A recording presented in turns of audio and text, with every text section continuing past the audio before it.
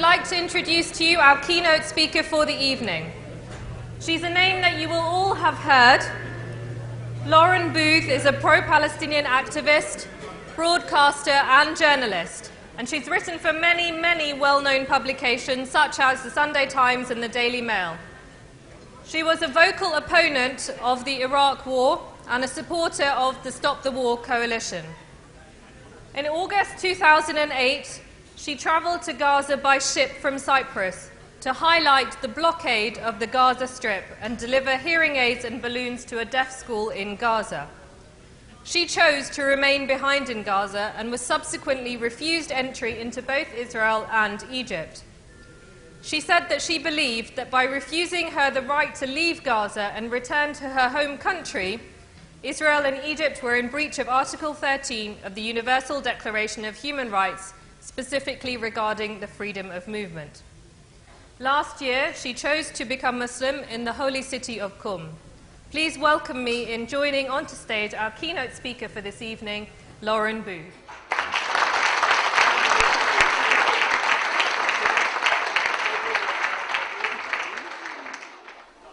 Bismillah. Bismillahirrahmanirrahim. Assalamu alaikum. And to the Arab people amongst you, Kifa Halek. I don't know how to say that in Iranian. I really should know how to say, how are you doing in Iranian? Anybody? All right. I'll learn it from Press TV. Thank you. Mercy. I'm here tonight to celebrate the work of a charity that has really touched my heart. And I can see by everybody here who knows, and has probably been here for the 6th year running, you know it much better than I do, but really the work of Mr. Kareem and all of the other patrons and all of the volunteers here tonight deserves our gratitude, because looking after orphans and those who struggle to make ends meet and those with disabilities is something that, as Muslims, as human beings, we hold that so much more important than how successful we might be and our own egos. So I'm going to give a little taste tonight of what I'd like to share with you, which is my journey to Islam. Because I have to say, a year ago, I couldn't imagine myself standing here without my blonde hair out, without other bits of me out, really. Probably without a glass of wine in my hand. So it seems like a very sudden journey, but it began as so much of what I call my real life began in Palestine in 2005. In 2005, I was a journalist living in France, in a nice little farmhouse, writing articles about living in France in a nice little farmhouse, which is a good job if you can get it. I also wrote about politics, but I had no sensation of needing to do something for anyone else. It just hadn't really occurred to me. I thought I was a nice person, but really my ego was out of control. The media does terrible things to a human being, and it certainly doesn't enlighten us or put us on a spiritual path, but there is one being who puts us on a spiritual path, and I didn't know either Allah subhanahu wa ta'ala or that I was on that path. So in 2005, when the Palestinian delegate to the United Kingdom, Afif Safir, said to me, Lauren, you've shown some interest in Palestine. Why don't you go?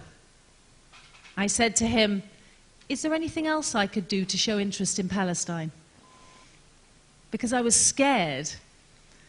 Because somehow, deep inside me, I'd absorbed all of the media preconceptions about Arabs and all of the suppositions about the bogeymen of the 21st century, Muslims. No, I didn't ever externalize that because it wasn't real to me. But I'll tell you, when I first crossed into the West Bank that night in January the 19th, 2005, and I went through an Israeli checkpoint, I knew then that I had a definite mild dose of Islamophobia. I'll remember that moment when I went into the West Bank because the Israeli soldier looked at my passport as I went through in the taxi and said, "British, hey, we love Britain." You can love that, can't you? An American in an Israeli uniform welcoming a Briton to his land. It made me feel a little bit sick. So I went through into Ramallah, and I was lucky enough to get an interview with Mahmoud Abbas. And I remember that well because I found myself surrounded by 6'5" Palestinians holding guns in a lift. And I remember the door of the lift closing, and the men were talking in their walkie-talkies. And to me it sounded something like this: Bismillah ar-Rahman ar-Rahim, yalla yalla yalla, bukra bukra bukra. And in my head a little subtitle came up: "We'll kill the white woman later."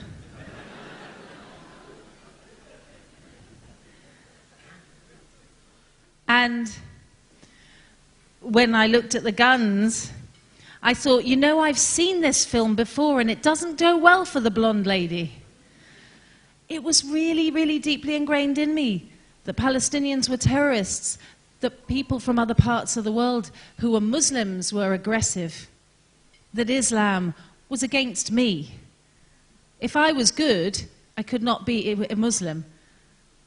And Muslims couldn't be good because they couldn't help themselves being bad. Strange to think of that now, standing here. That first trip to Palestine, I went for Eid in Jenin, and I had to travel in a car with a lovely young lady called Natalie. We were going to visit her family. And a journey that should take around 2.5 hours from Ramallah to Jenin took us 7.5 hours. Everywhere along the route, the Israelis had pulled boulders into the road, or had bulldozed the road altogether. We had to go up and down mountains, talk about off-roading, but off-roading in a 25-year-old Volvo is not funny. I actually threw up 3 times. We ended up getting out on a rocky hillside, and I watched with horror men, women, and children preparing for their religious festival of joy, carrying bags and dragging suitcases down the hillside to try and find people to give them a lift on the other side. And when we got to Jenin, in the refugee camp, I went for a walk around on my own to see what it was like. And I remember a little boy there, terrible eye problem, all scabbed over, very difficult to look at, and the other one half closed with pus. The sort of treatments that are curable, that the Lady Fatima Trust puts money into. And his eyes were all gummed up, and he pointed a gun at me, a toy gun. And I was standing there going, "Come on, I'm a visitor, it's okay, it's okay." His eyes were kind of blank. There was trauma there. So I was standing there going, "Oh, we're playing a game." And suddenly the taxi driver who'd driven me there jumped in front of me and pulled the gun to the ground. It was a real gun. That's how unhappy, how terrorized the children of Jenin were at that point. Then I had the extreme pleasure of going to Gaza in 2008 with the Free Gaza movement. Spending time in the world's biggest concentration camp. I will call it a concentration camp. It's hard to describe it as a pleasure, but I promise you it is. I was there for a month in 2008. I remember visiting a lady's house. Well, really a cement room in a refugee camp. Everybody there greeted me. Assalamu alaikum. How are you? Assalamu alaikum. Cup of tea.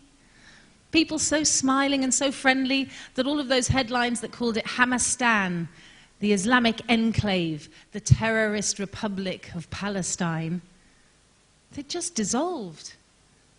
I'd gone into another world, a world where the children grabbed you by the hand and gave you smiles, where the women gave you the clothes off their backs, where they would feed you when they had no food. I realized I was falling in love with the Palestinian people. If any of you have read a very famous book called The Road to Mecca by Muhammad Asad, does anybody know that book?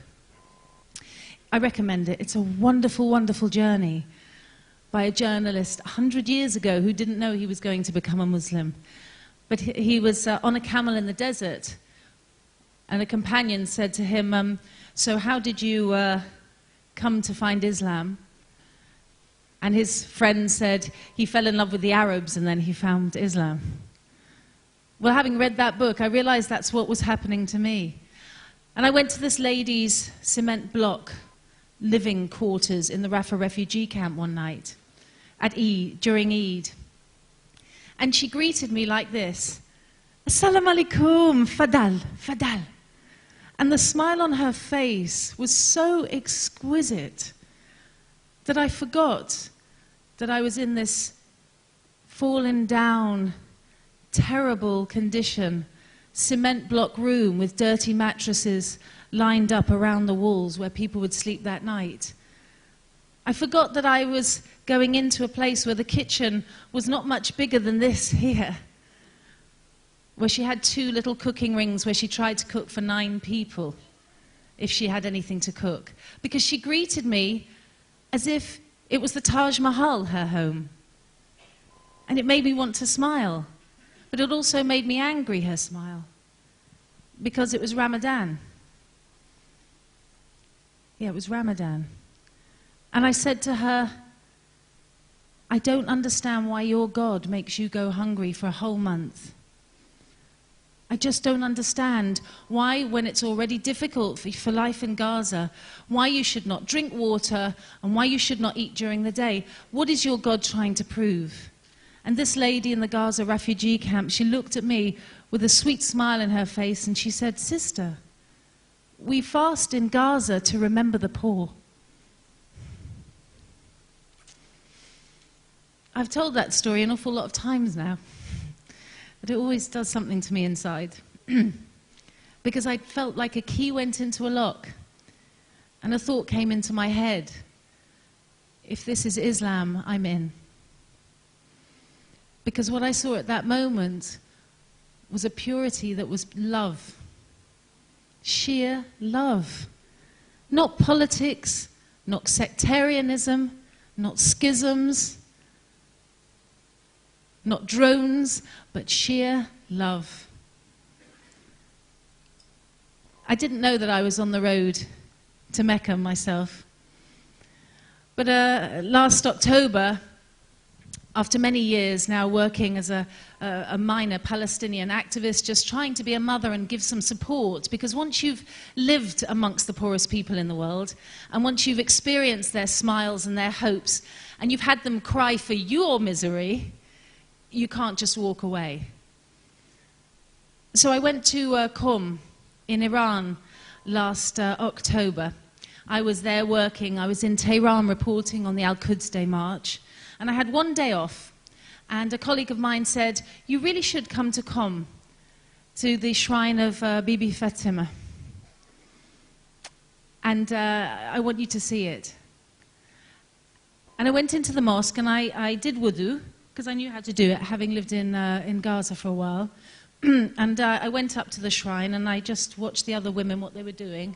And they all seemed to touch the shrine and then pray to Allah. So I stood there and I just said, Dear Allah, thank you very much for this journey that I'm on. I have nothing to ask because you've given me everything. Please bless Palestine. And then I sat down on the floor. And it was very busy. It was a Tuesday night, which is Pilgrim's Night. So, you know, there were children doing cartwheels and women breaking their fast on the floor. It wasn't quiet. But the second I sat down, I was somewhere else. Somewhere I'd never been before in my life. A realm of such absolute peace and tranquility and joy that I knew that above a certain point in our universe, everything's okay. That none of these worries, the things that we have going on in our heads, they don't matter at all, because above a certain point, everything is okay. There's joy and tranquility. I sat there for a long time, and a young woman came over to me. I was in a chador, so you could only see my face. I was very curled up. And she sat opposite me, and she held my hands, and she looked into my eyes, and she said, "I love you. I love you." I'd never seen her before. I just felt at that moment that she was my sister and my daughter, and I was her aunt and her grandmother. I can't really explain the love that went between us, but it was something almost fierce. And then she backed away from me and she went. And I understood the love that is the Ummah. And they did what 8 and 10-year-olds do. They went to their bedroom and made a list of questions. And then they came up to me and they said, "Here are the questions. When you're a Muslim, will you still be mummy?" That was question 1. And I said, "Yes, when I'm a Muslim, I will still be mummy. In fact, I suspect I will be an even better mummy." And they gave a little tick. And there's a question number 2. Will you smoke when you're a Muslim? I had to think about that one, because I know a lot of Muslim people smoke. But I thought, this is such a big change. Why not go for the whole thing? Really cleanse yourself out as you're cleansing your spiritual being out. So I said, I won't smoke. And they said, great. And the third question was, when you're a Muslim, will you drink alcohol? And I said, when I'm a Muslim, I will never drink alcohol again.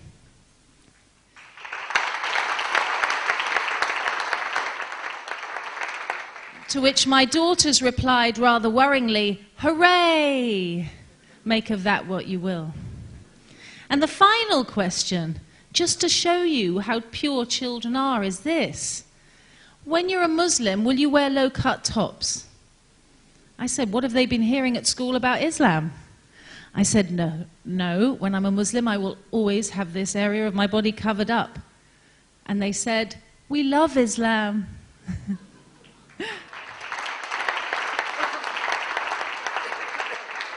My mother was slightly more difficult to persuade. I told her about the experience at Qum, and she was crying. And she said, that's beautiful, to have a spiritual experience with God. You know, that's amazing. And the next week I saw her, and I had a scarf on. And she said, what have you got that on your head for? And I said, well, remember that conversation we had, Mum? I'm a Muslim. And she went very dangerously quiet. And she looked at me and went, Muslim. Muslim. I thought you said Buddhist.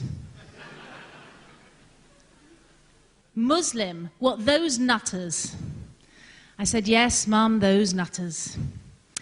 And then I sent her chocolates and flowers and letters, and I apologized for everything I'd ever done before, because I finally understood what it was to be a daughter, because I was reading the Quran.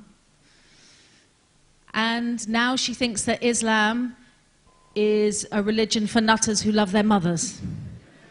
And alhamdulillah, she's half right. Thank you very much for listening. Please give generously this evening.